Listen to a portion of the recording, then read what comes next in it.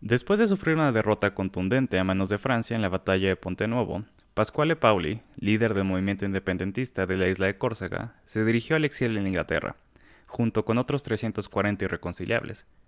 Ausente de este viaje estaba Carlo Bonaparte, secretario personal de Pauli, quien no solo había defendido con fervor la independencia de Córcega, sino que además formaba parte del séquito personal de Pauli. Bonaparte asistiría a un encuentro entre el enviado de Francia, Comte Marbeuf, y las clases altas corsas, donde juraría lealtad a Luis XV. No existe un consenso histórico respecto a por qué Carlo Bonaparte decidió quedarse en Córcega y aceptar el dominio francés sobre la isla que tanto había defendido.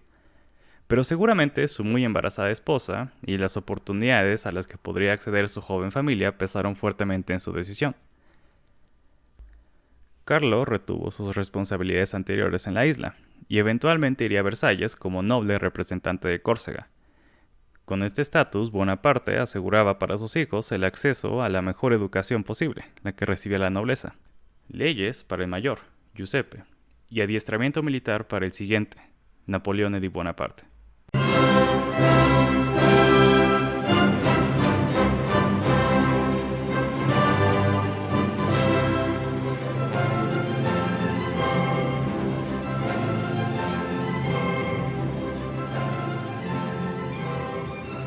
Hola, bienvenidos a este nuevo episodio de Asimov, en el que hablaremos sobre los orígenes de Napoleón, así como la historia de la isla que lo vio nacer.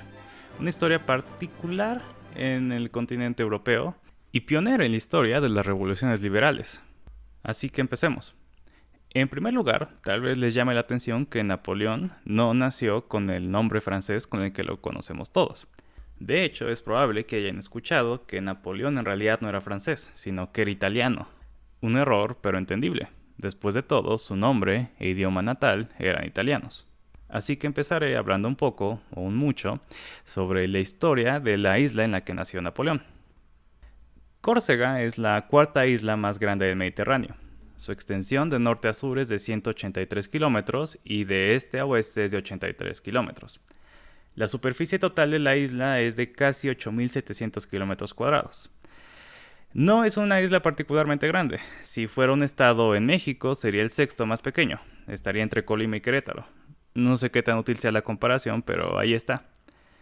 Córcega está a unos 170 kilómetros al sureste de Francia y está a unos 90 kilómetros al oeste de Italia. El terreno de la isla es muy montañoso. Tiene muchos picos, 20 para ser precisos, que se elevan por encima de los 2.000 metros. Al estar en medio del Mediterráneo, Córcega se encuentra en el cruce de importantes rutas comerciales, y por lo tanto la historia de la isla está marcada por una serie de invasiones y de alianzas que se rompían fácilmente a la llegada de nuevos poderes. En la antigüedad estos poderes eran los griegos, los romanos, los cartagineses, los etruscos, etc.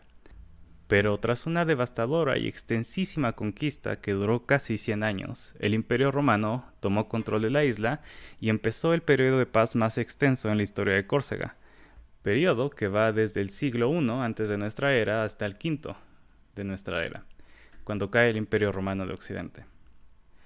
Este periodo de Pax Romana significó la primera vez que Córcega pudo desarrollar algo como una economía estable. El terreno montañoso no se presta a la agricultura masiva, así que la agricultura que podía llegar a tener Córcega era en los pueblos que estaban en la costa. Y ahí es donde estaban los pueblos más importantes de la isla en la antigüedad. Pero tras la Pax Romana, la historia de Córcega regresa a ser una serie de invasiones perpetradas por, primero, las tribus bárbaras, vándalos, lombardos, ostrogodos y otros, y después naciones-estados que estaban en Italia. En el siglo VIII, Córcega es cedida a los estados papales, lo cual no aseguraría la estabilidad de la isla, porque del 800 al 1100 la isla sería amenazada por invasiones árabes. Esta gran inestabilidad y violencia devastó a los pueblos que estaban en la isla, que estaban de nuevo en la costa, y llevó a la población a refugiarse en los terrenos montañosos que están en el centro de la isla. El avance económico y relativa prosperidad que había alcanzado la isla durante su ocupación por el Imperio Romano fue borrado, y Córcega tendría desde entonces una población mucho más pobre que el resto de Europa. En el 1077, el obispo de Pisa fue encomendado por el Papa con la administración de la isla, y Córcega se convertiría en un punto de contención entre la República de Pisa y la República de Génova. Y para ubicarnos geográficamente, quiero destacar que Pisa y Génova no están en la península itálica, sino que están en el norte de Italia, la parte continental de Italia. Así que la distancia entre Pisa y Córcega, Génova y Córcega es más o menos similar a la que hay entre Francia y Córcega. Quiero recalcar además que en este entonces Italia como tal no existe.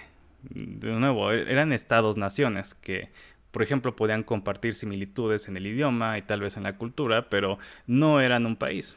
Por ejemplo, los países centroamericanos son muy similares, sin embargo, no son un solo país. Pero bueno, esto es importante porque tal vez la forma en la que vemos el pasado de Europa tiende a ser muy nacionalista, algo que no existió hasta en realidad el siglo XIX, ¿no? Estos países que hoy conocemos y que sin lugar a dudas vienen de zonas geográficas con culturas similares, etcétera, etcétera, llevaron a cabo un proceso de unificación, porque en realidad no se consideraban a sí mismos como una sola entidad. Eso espero que deje más o menos claro la idea que Napoleón no era italiano, ¿no? A pesar de que nació en una zona cultural muy reconocible hoy en día como Italia. Pero bueno, regresando a nuestra historia, Génova sería eventualmente la nación que más tiempo dominaría la isla de Córcega. Las invasiones no por eso se detuvieron, y Génova se tendría que disputar la isla de nuevo con Pisa, además de con el reino de Aragón, y brevemente la isla sería ocupada por Francia.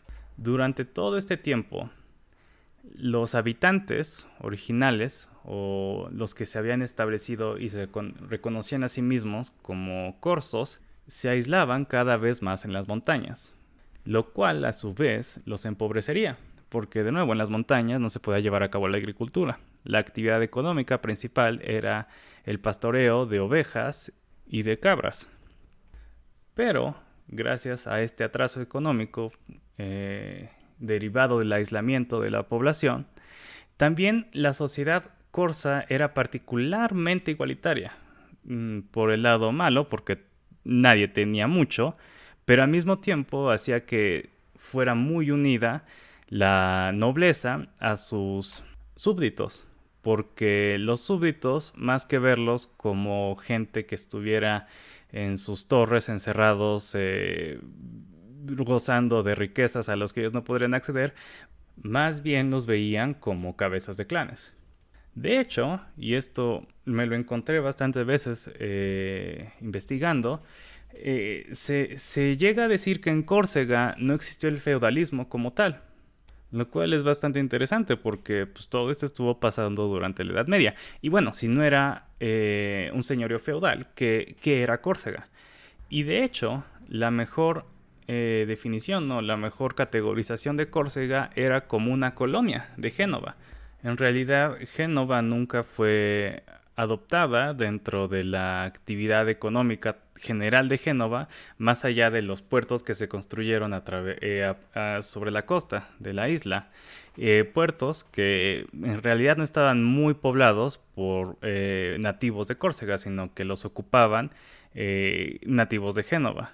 Mientras que los corsos estaban en las montañas relativamente independientes y escondiéndose de los impuestos y de la justicia corrupta de Génova.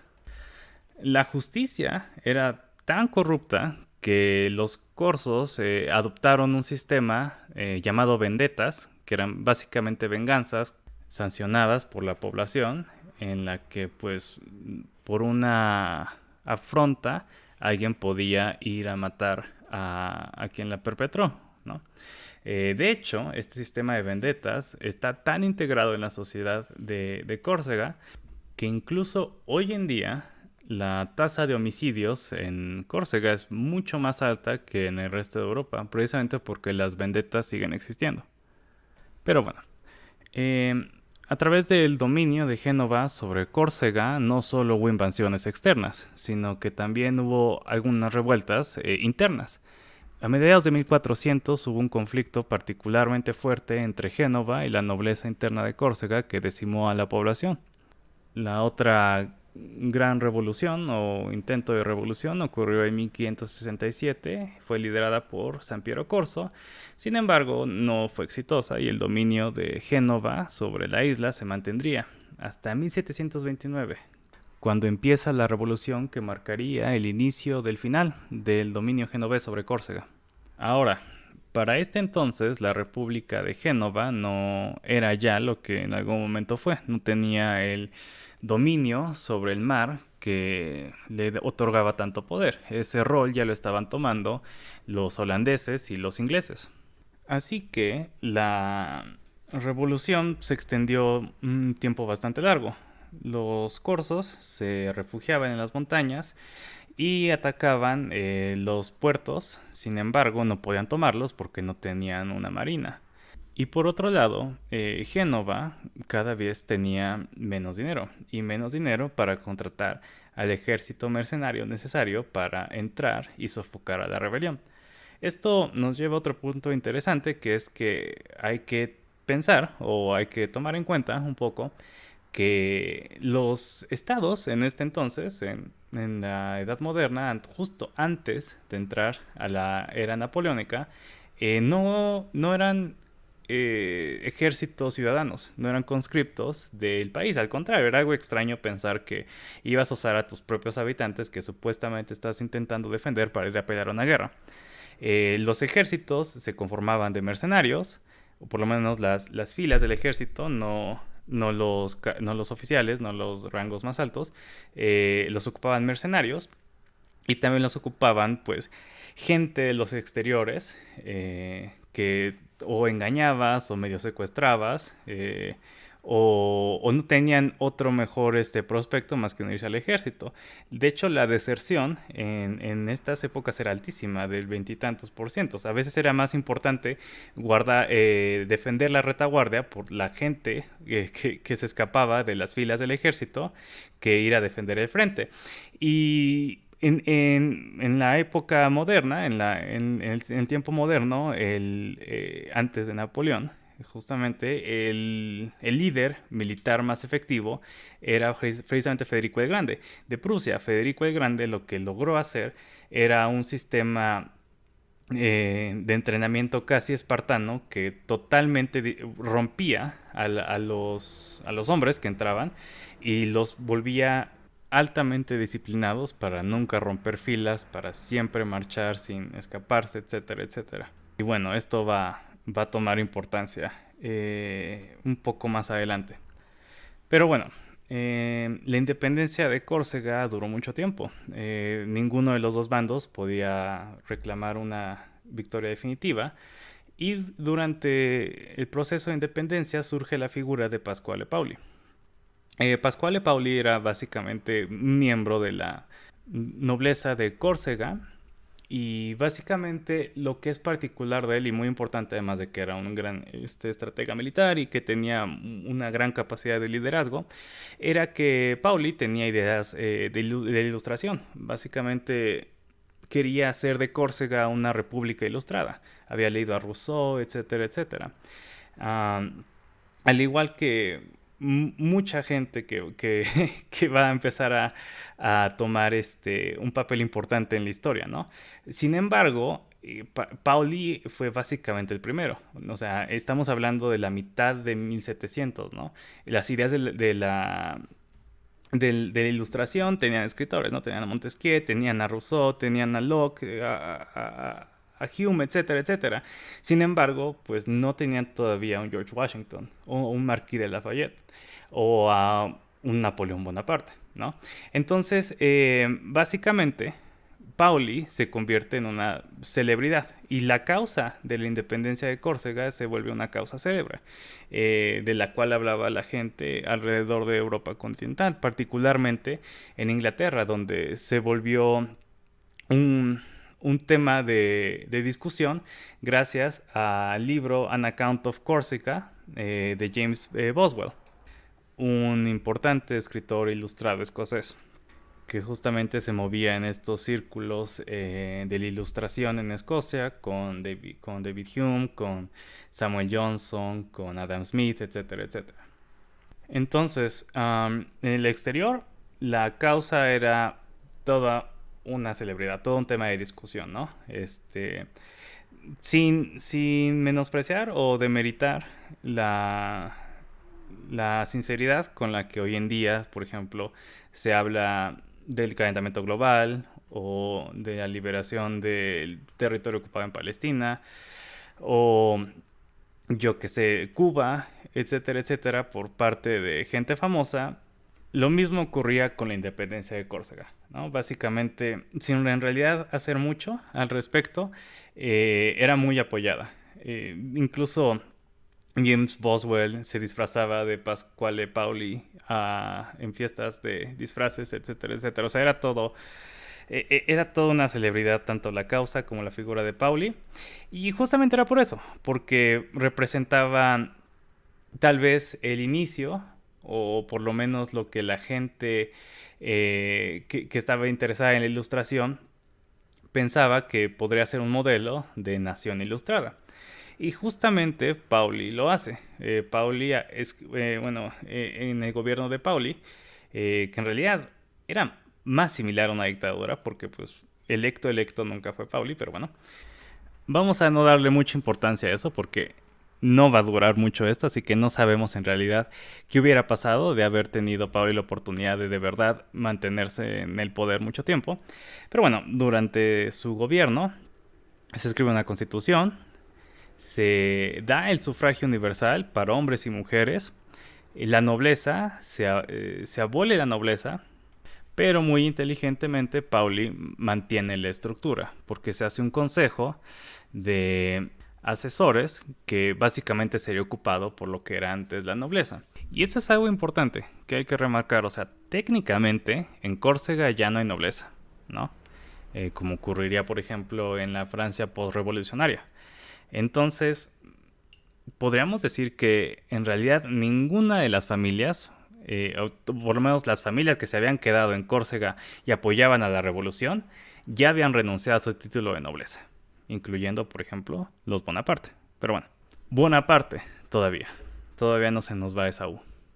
Pero mientras está ocurriendo todo esto de que Córcega empieza a ser una nación independiente, con ideales liberales, etcétera, etcétera, Génova básicamente se da cuenta de que no va a poder recuperar a la isla completamente o que por lo menos va a costar demasiado. Entonces, medio de malas, a regañadientes, le vende la isla a Francia, que habla del lugar como colonia que tenía Córcega. O sea, ¿cómo es posible que mientras dentro de la isla está pasando todo este proceso de cambio político y se están haciendo nuevas instituciones, etcétera, etcétera, en principio autodeterminación por los habitantes de la isla, pero el control nominal de Génova pues seguía ahí, al punto de que Génova dice, oye Francia, te vendo esta isla que me está causando problemas y que yo no tengo tanto dinero, que en principio se supone que me tiene que ayudar dándome control marítimo, pero pues ya ni siquiera eso nos está dando la isla, así que pues ¿qué te parece que te vendo Córcega? Y Francia accede. Entonces, no habían pasado 5 años de República Independiente de Córcega para que llegue una ocupación francesa, y aquí es donde se da cuenta Pasquale Pauli, que ya sabían, no, eso no quiere decir que dejaron de pelear, pero ya desde aquí se dan cuenta de que pues sus sueños de libertad pues no iban a concretarse. Básicamente lo que pasa es que pues Francia dice, bueno, pásame la administración, le dice a Génova, pásame la administración, yo voy llevando a mi gente. Primero lleva a personas que eran italianas, por decirlo de alguna manera, ¿no? Que hablaban italiano, etcétera, etcétera. Entonces, eran más similares a los habitantes de la isla. Pero cuando se da cuenta de que la resistencia era muy grande, Francia lleva 30.000 hombres a tomar la isla. hubo como un año de ahí conflicto. Sí, pero sin embargo, era una conclusión ya dada, que Francia iba a tomar el control de la isla. Y justamente es en este periodo de mucha desestabilidad y de gran cambio social que la familia Bonaparte empieza a tomar forma. Carlo Bonaparte era un alto y guapo, buen jinete que pertenecía a una casa noble pequeña en Córcega. Originalmente era toscana, pero se fueron a Córcega por ahí de los 1500 y pues en realidad nunca creció mucho su casa mientras estaba ahí. Entonces era una situación clásica en esos momentos de la modernidad. Una casa noble, pero pobre, ¿no? De hecho, no era tan poco común. Incluso en la Edad Media llegaba a ver que hubiera casas nobles, o sea, o nobles pobres, o por lo menos nobles más pobres que por ejemplo, algunos burgueses o algunos artesanos. Pero bueno, eso era muy raro en la Edad Media. Ya en la Edad Moderna, en los 1700 era bastante más común. Y justamente algo clásico que pasó en este caso, que pasó muchas veces, sobre todo, y ya en todos los demás países europeos después, sería un matrimonio de conveniencia entre una persona de alto rango o de ancestros nobles, pero sin dinero, con una persona de no muy buena casa, de no muy buenos ancestros, pero con dinero. Y Carlo se casaría con Letizia, eh, María Letizia Ramolino.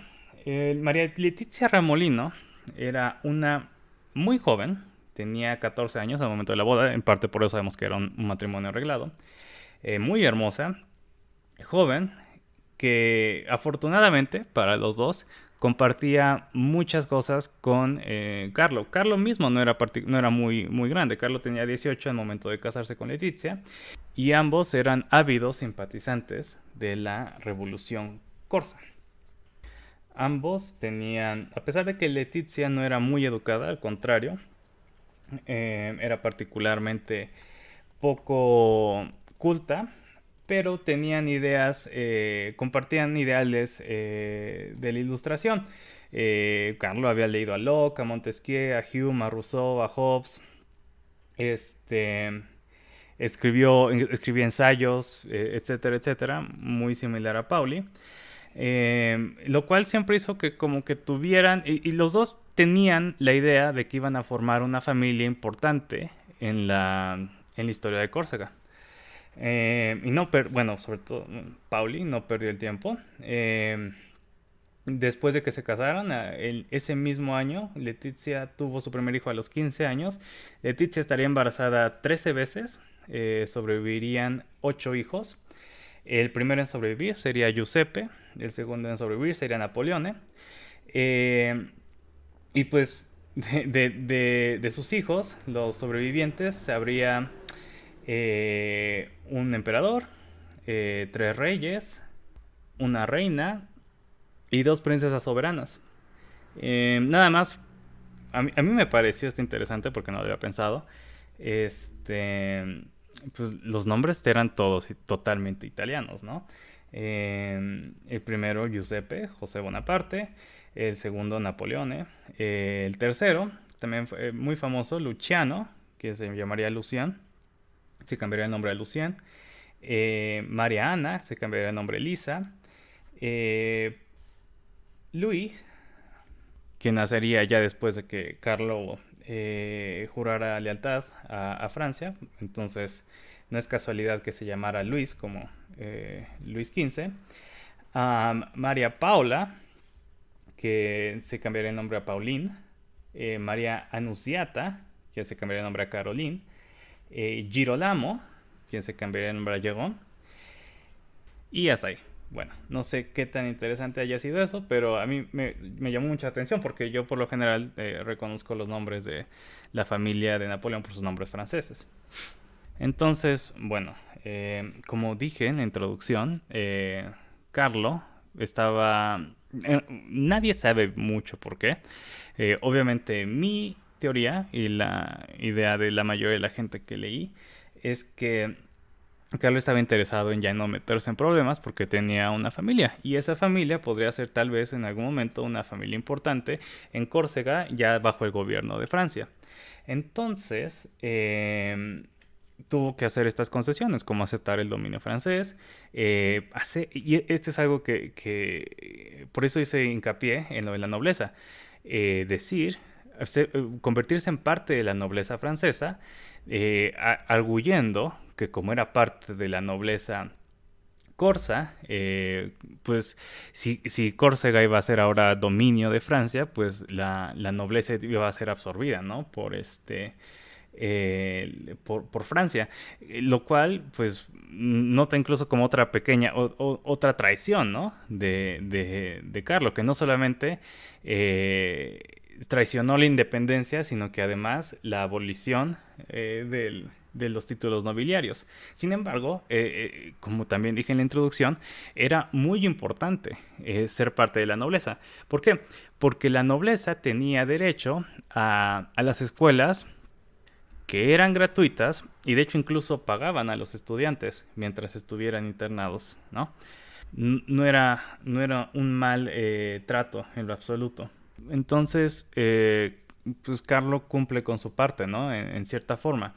En cierta forma porque pues asegura que su familia va a tener oportunidades. En otro respecto, en lo absoluto cumple, al contrario, porque a pesar de el dote bastante grande de Leticia, que eran 700 liras toscanas, una cantidad de dinero importante, la habilidad política y diplomática que tenía Carlo no la tenía económicamente y en realidad nunca, la familia Bonaparte nunca tuvo mucho dinero. Um, pero la infancia de Napoleón, nada más quiero situarnos un poco en la historia. La ocupación de Francia ocurre en el 69, el año en el que nace Napoleón. O sea, Napoleón dijo que él nació como la patria, al mismo tiempo que la patria estaba muriendo, que su patria estaba muriendo, ¿no? Lo cual es muy cierto, porque justamente hay meses de diferencia entre la ocupación francesa y el nacimiento de Napoleón en el 69.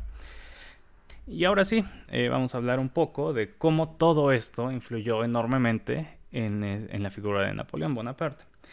Entonces, Napoleón nace con todo esto un poco atrás, ¿no? O sea, en realidad pues su infancia no estaba particularmente marcada por conflicto, porque ya vivió bajo dominio francés y a pesar de que todavía había roces entre independentistas y Francia, no era nada comparado con lo que ocurrió en la revolución del 29 y tampoco era comparable con lo que sufría Córcega durante las invasiones bárbaras, etcétera, etcétera, ¿no? Lo que sí es que Napoleón nació con la historia de Pauli atrás, ¿no? Y desde siempre Napoleón era muy ávido lector y le encantaba la historia y sobre todo estaba muy interesado en las hazañas militares de ciertos héroes de la historia, lo cual fue muy conveniente porque era común que el hijo, o por lo menos los hijos más chicos, estudiaran para ser militares, mientras el más grande, que era Giuseppe, estudiaran leyes, ¿no? O por lo menos estudiaran algo que les permitiera ocupar cargos políticos. Entonces, pues ahí les salió bastante bien. Hasta donde sabemos, Giuseppe también era muy hábil con las leyes, con la política, etcétera, etcétera. En realidad la familia era muy unida. Napoleón siempre, toda su vida, tomó en serio el consejo de su hermano. Nunca se sintió muy superior a su familia. Y bueno, Giuseppe lo ayudó mucho en su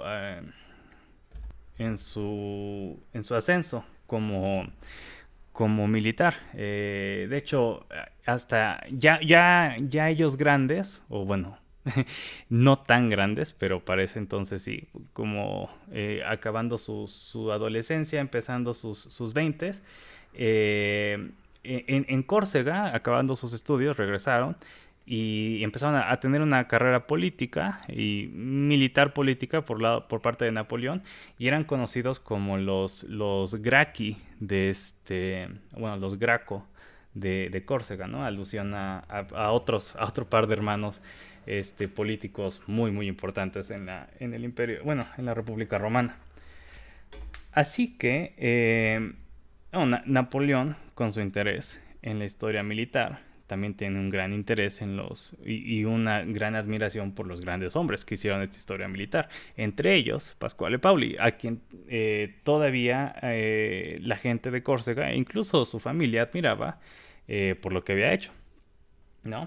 O sea, a pesar de que Carlo Bonaparte haya hecho lo que haya hecho, y a pesar de que pues a lo mejor no era muy bien visto por la familia, en realidad nunca lo traicionaron por completo a Pauli, ¿no? Sino que pues era más como por circunstancia, ¿no? Lo que hicieron.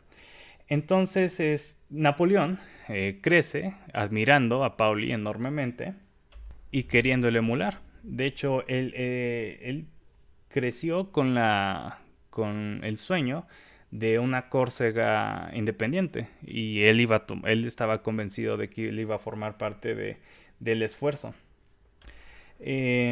Toda su infancia, hasta la verdad, fue bastante feliz.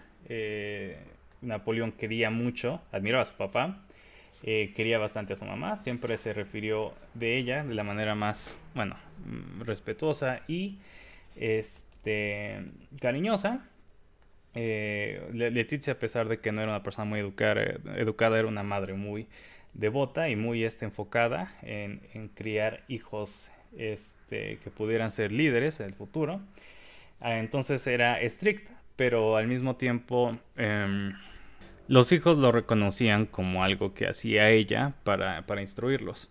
Ahora, esto que había dicho antes, de que los estudiantes de las escuelas de la nobleza tenían un sueldo, es importante. ¿Por qué? Letizia era una mujer hermosa, algo que se menciona cada vez que se habla de Letizia Bonaparte, y en conjunto se menciona que básicamente pues Carlo no perdió el tiempo y Letizia estuvo embarazada 13 veces y le sobrevivieron 8 hijos. Entonces era una familia bastante grande. No era tan poco común, pero era una familia grande y algo difícil de mantener. Napoleón es llevado a Francia a estudiar, en donde, esto es algo importante, tendría que estudiar en su tercer idioma. Napoleón hablaba corso, hablaba italiano y tendría que aprender francés. Aprende unos meses de enero a marzo, más o menos, francés, en la misma escuela en la que estudiaba Giuseppe, y de ahí es llevado a la Academia Militar. Y en la Academia Militar es cuando más se nota lo extranjero que era Napoleón para el resto de Francia. En primer lugar, el clima. O sea, a la escuela a la que Napoleón va está en la frontera entre lo que hoy en día es Alemania y Francia. Entonces era un lugar mucho más frío de lo que estaba acostumbrado Napoleón en el Mediterráneo. De hecho, el clima de Córcega, como estuve investigando, es similar al que tenemos en la Ciudad de México. Es templadón, y a veces o sea, hay meses de calor y hay meses de frío, pero nunca son muy extremos. Y la altura, que es algo similar también. Bueno, en Ajaccio no es tan notorio, pero o sea, es un clima templado. Y pues el primer shock, shock cultural es el clima. El segundo es que pues Napoleón no habla muy bien francés, lo habla con un acento muy marcado. Lo entiende, lo lee, y puede escribir, pero hablar ya es otro tema. De hecho, hay quienes dicen que Napoleón nunca perdió el acento y que hablaba o sea, hablaba con propiedad en francés y no se perdía. De hecho, o sea, hablaba como nativo, llegó a hablar como nativo, pero siempre con cierto acento. Entonces ese es otro tema. Otra parte es que Napoleón era algo pequeño. Yo sé que esto es algo que se discuta y se discute y se disputa. Este, Napoleón no era bajito, pero definitivamente para su clase social no era muy alto. Y sobre todo, viniendo de una familia no muy rica, era un niño medio chiquito, medio flaquito. No necesariamente era chaparro, pero sí era buleable, ¿no? Entonces, pues sí, básicamente Napoleón sufrió un poco sus primeros años porque era orgulloso y al mismo tiempo era medio buleable, ¿no? Entonces, así pasa sus primeros años.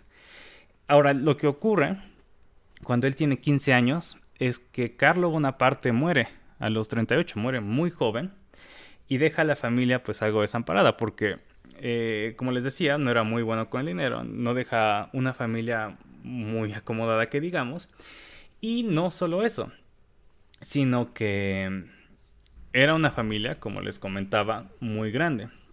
Entonces, a pesar de que sí tiene parientes que pueden ayudar, el, el pago o el salario que tiene como estudiante, pues sí es importante, ¿no? Porque para, pues por lo menos ayudar con su propia subsistencia. Pero bueno, para no hacer todavía más largo este episodio que ya está bastante largo, um, voy a hablar un poco de cómo es que finalmente Napoleón cómo este contexto histórico ayuda a Napoleón a llegar a los niveles que llegó y cómo es que finalmente se convierte en una persona francesa. Entonces, empecemos con el contexto. Pues, para empezar, no, las ideas de la ilustración, las ideas de libertad, etcétera, etcétera, igualdad o de gobierno democrático, no iban a ser extrañas, ¿no? Para él, al contrario, iba a ser bastante simpatizante de estas ideas, que pues, sería muy importante si eres una persona que vivía durante la Revolución Francesa. Um, Porque a pesar de que era noble, no era mucho más como una persona, digamos, de clase media, ¿no? Uh, entonces simpatizó con la revolución francesa de inmediato. E incluso la veía como una oportunidad de lograr la independencia de Córcega, o ser parte de una nación republicana, o pedir que la República Francesa reconociera a Córcega como independiente.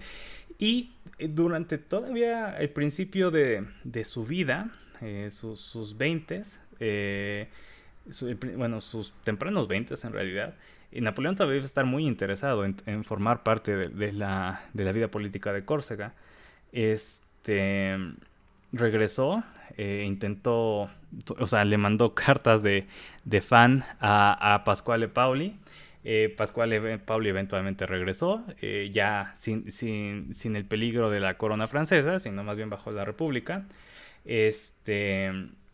Francia se convirtió, Córcega se convirtió en una digámosle, como un estado de la República Francesa.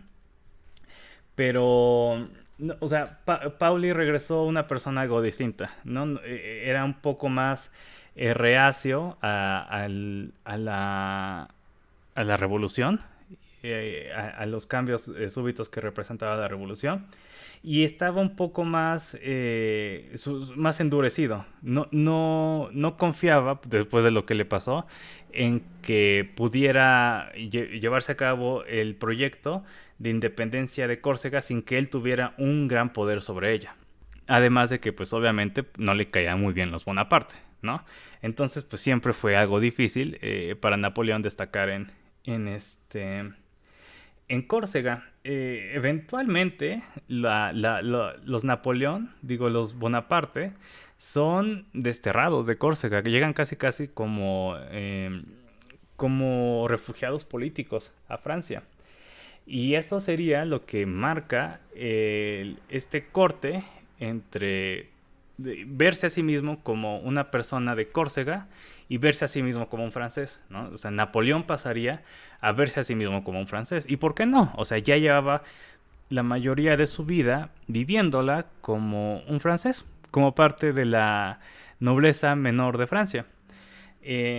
Aún así, todavía, como a los veintitantos años, 23 años, escribe una historia. Napoleón escribió mucho de joven, panfletos políticos,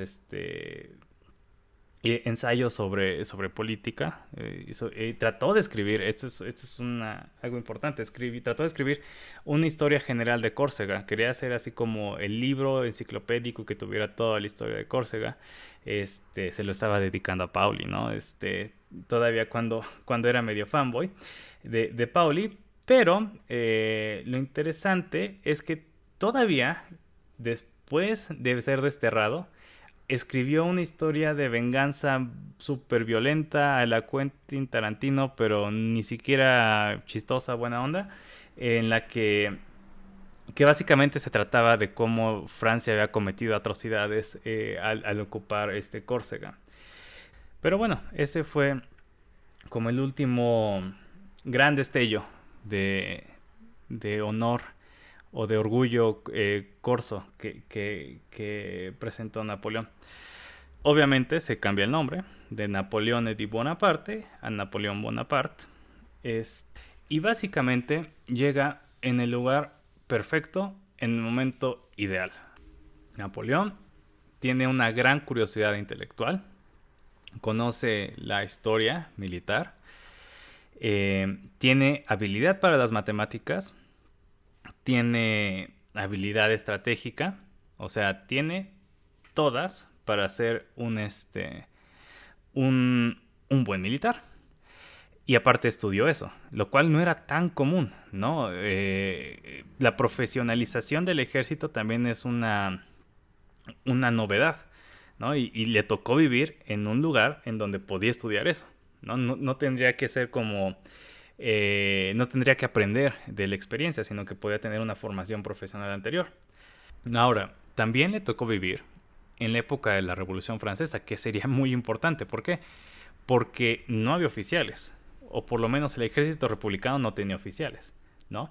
Entonces, pues había muchos espacios abiertos para que Napoleón pudiera crecer. Incluso llegó a pasar, y de hecho no tanto llegó a pasar, sino que durante sus primeros años, Napoleón se ausentaba por completo del ejército, porque iba a ver a su familia, que estuviera bien, porque se iba a inmiscuir en la política de Córcega antes de que los exiliaran, etcétera, etcétera.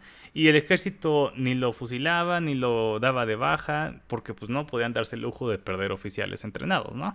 Entonces, esa es otra cosa importantísima. O sea, obviamente Napoleón era una persona brillante, o a lo mejor no tan obviamente, no hemos hablado ni hablaremos en este episodio de su genio militar, pero era una persona brillante que iba a destacar, pero en una estructura como la que existía antes, que la jerarquía la daba tu posición en la nobleza, no iba a tener el mismo éxito Napoleón como lo tuvo en el periodo en el que vivió. Y finalmente, algo que hablamos al principio del episodio, y lo último en lo que vamos a tocar, es que Napoleón le tocó vivir en una época de enorme innovación militar. Empezando por el ejército mismo, la gente que iba a formar parte del ejército. ¿Con qué me refiero a esto? Recuerdan que hablábamos de mercenarios, de secuestrados, etcétera, etcétera. Pues resulta que hay algo más que tener así una disciplina espartana o que tengas a gente resguardándote para que no te vayas a escapar. Hay otra cosa que puede hacer que tengas disciplina y que no desertes, y eso es el patriotismo. O sea, la misma idea de que estás peleando por algo, no por dinero, no porque no te maten en los mismos que te secuestraron y te enlistaron en el ejército. Esta idea es una idea muy de la ilustración. ¿Por qué? Porque el ejército ciudadano ya existía. O sea, el ejército ciudadano no es tan innovador. Al contrario, existió durante la República Romana y durante el Imperio Romano, ¿no? El ejército eran, en parte, las legiones eran ciudadanos de Roma. Y esa idea de que pues, un ciudadano que tuviera algo que perder o que estuviera peleando por algo iba a ser un soldado más efectivo, justamente empieza a sonar por ahí de la mitad del siglo XVIII, por la mitad de los 1700. El conde Wiber escribe un tratado al respecto y justamente se va a comprobar en la Revolución Francesa que eso sería necesario. Um, eh, el ejemplo más claro, o el primer ejemplo, ocurre en la batalla de Valmy. La Revolución Francesa, pues básicamente la contrarrevolución más importante fue la primera guerra de la coalición. ¿Qué era la guerra de la coalición? Pues la coalición de todos menos Francia, ¿no? La primera coalición era Rusia, Prusia, España, Inglaterra, Portugal, todos en contra, Austria, en contra de Francia, ¿no? Tratando de restaurar la monarquía.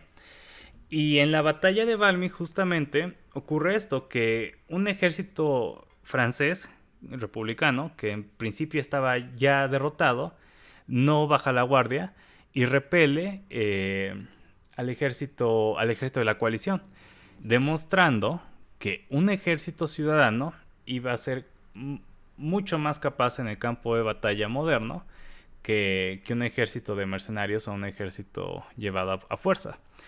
Y Napoleón aprovechó mucho esto, porque justamente sus tácticas requerían que su ejército fuera ágil, sobre todo en sus primeras campañas en Italia. Eh, Francia pues justamente está peleando la contra-revolución y pues Italia es terreno de los Habsburgo o es muy apoyado por los Habsburgo. Entonces está peleando en varios frentes. Napoleón, muy joven, a los 26 años, le dan todo el ejército de Italia, básicamente. Y lo que está haciendo con menos hombres es estar moviéndose entre ejércitos para que nunca lo cacharan y siempre estar mermando las fuerzas de la coalición. Y esto no lo podría hacer, por ejemplo, con un ejército al que tuviera que estar pendiente que no bajaran sus números, ¿no? Porque desertaran. Y que pudiera disciplinar con la idea de que todo esto lo estaban haciendo por algo que todo mundo quería hacer, que era en principio pelear por la República. Entonces, con este muy largo episodio, supongo que podrían ser dos partes, quería que quedaran dos cosas claras. La primera es la primera parte del episodio es justamente esto, que en primer lugar los países que hoy conocemos como Italia, Francia, etcétera, etcétera, no han existido siempre y que de hecho tenían dinámicas muy distintas en la Edad Media y después en la modernidad. Que la historia de Córcega es como algo interesante, ¿no? ¿No les parece que es como un precursor de básicamente todo lo que vendría en el mundo occidental después? Y finalmente, pues entender un poco cómo todo este contexto hace que Napoleón pueda ser la persona que fue, ¿no? De nuevo, o sea, es parte talento individual, esfuerzo individual, pero también muy moldeado por las condiciones en las que nace. Así que, muchas gracias por escuchar, si llegaron hasta aquí. Seguiré haciendo episodios acerca de Napoleón, como se podrán haber dado cuenta, llegamos muy poco. Ni siquiera hablamos de lo más interesante, yo creo, lo que más nos interesa a todos. Pero también vamos a empezar a hablar de ciencia ficción, que es un tema que se nos viene, porque se va a estrenar la serie de Fundación, que está basada en los libros que escribió la inspiración de este programa, ¿no? Isaac Asimov. Entonces, eso es lo que viene. Y bueno, espero que les haya gustado este episodio. Pueden contactar al podcast en asimovopodcast@gmail.com. Las páginas de Facebook, de Twitter y de Instagram nos puedes encontrar nada más buscando Asimovo Podcast. Y sus comentarios son siempre muy bien recibidos y de hecho bastante queridos porque ayudan a mejorar. Y por favor, si tienen algún tema que les interesaría, también menciónenlo por favor. Gracias y hasta luego.